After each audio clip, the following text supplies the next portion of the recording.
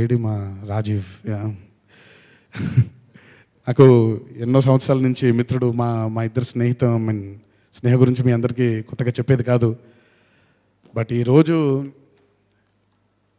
చాలామంది ఆ GHMC episode, Rajeev Kanakala episode ఈరోజు ఈ చిత్రంకి ఒక వెన్నుముక్క లాంటిది అని అందరూ మాట్లాడుతుంటే, ఆ వికాస్ క్యారెక్టర్ మా రాజీవ్ చేసినప్పుడు, మా రాజీవ్ చేశాడు కాబట్టే ఈరోజు ఆ ఎపిసోడ్ గురించి అంత మాట్లాడుకోగలుగుతున్నారు. గర్వంగా ఉంది. ఒక అద్భుతమైన నటుడు. అండ్ అండ్ అండ్ అండ్ నాలాగే రాజీవ్ కూడా ఒక అద్భుతమైన సక్సెస్ కోసం తను ఎన్నోసార్లు మీ ఇద్దరం మాట్లాడుకోవడం జరిగింది.